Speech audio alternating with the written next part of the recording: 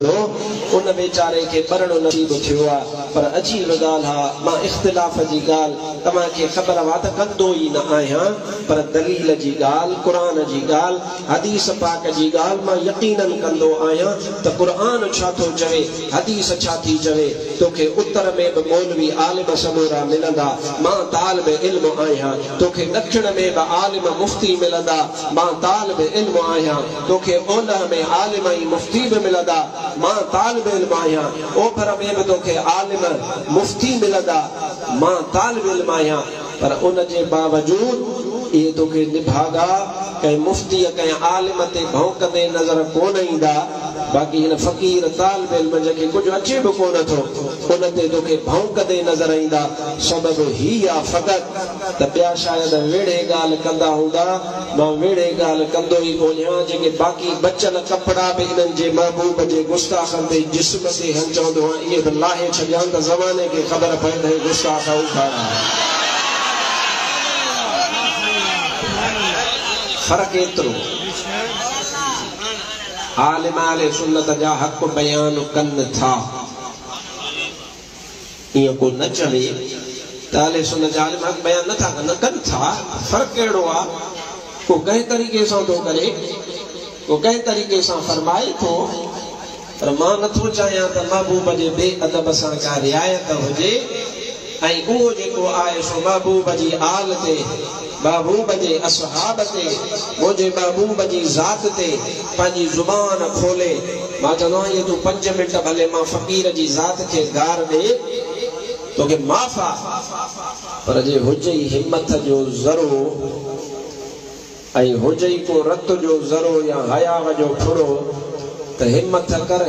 कर ज़ुबान खोल त मां तुंहिंजे टंडे बागे जे मदरसे जे दर ते बि ईंदुसि तुंहिंजे मदरसे में बि ईंदुसि तोसां ॻाल्हाईंदुसि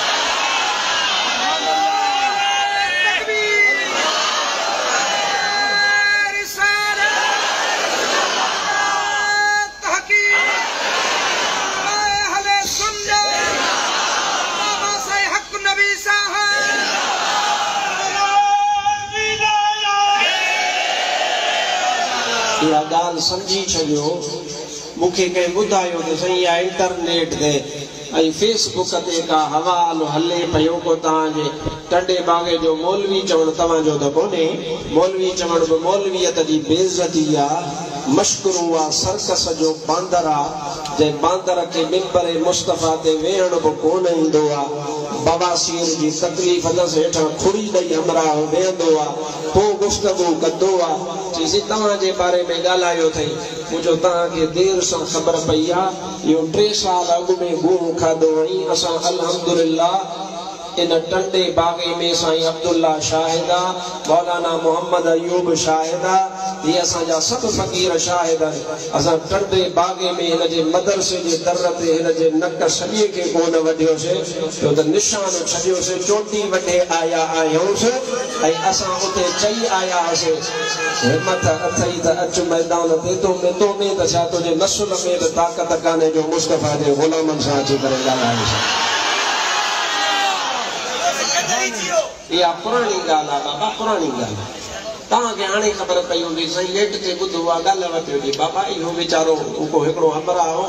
उहो हमरा वीचारो बीठो हुजे को हमरा आयो सुरीलो मुड़ुस को बरोचो को हिमत वारो तव्हां वांगुरु अले सुनत वारो दिलेर मुड़ुस ॿ 3 लपाटूं वाहे कढीसि जेॾी महिल हू हलियो वियो लपाटूं हणी त पोयों पियो ॻाल्हि वॼेसि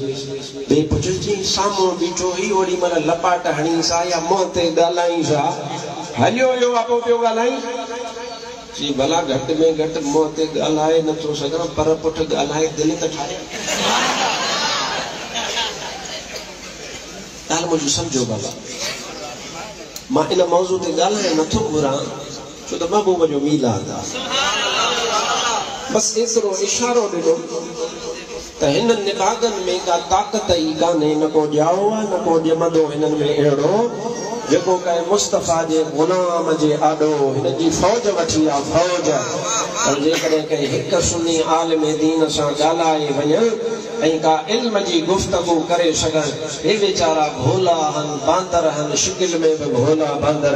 अकीदे में भी भोला बांदर नस्ल में भी भोला बांदर सोच में भी भोला बांदर हिनन में को दम ही कोने सोना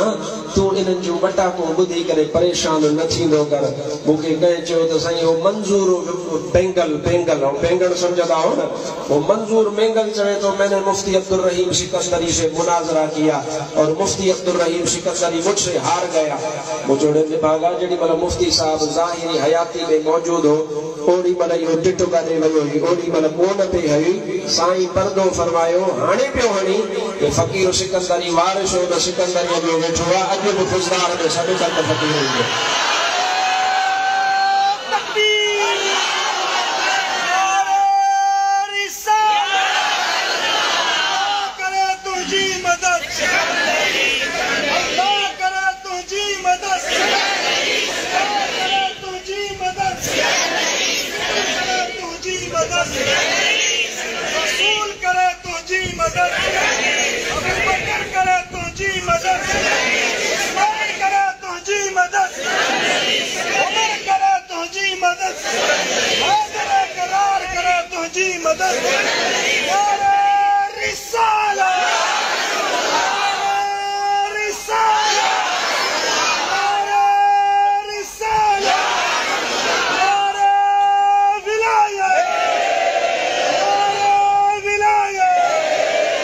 तवज्जो आहे जमात सबोरी बस माता जे ज़हन ते जेके वहम हुया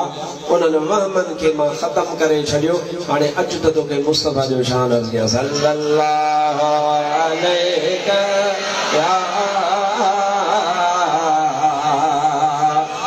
रसूल अल्लाह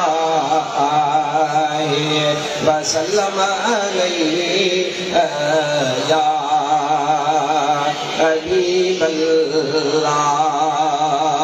मीलाद मुस्तफ़ा जो भाग वारा कंदा हमें इज्जत ऐं तख़्त वारा कंदा मुस्तफ़ा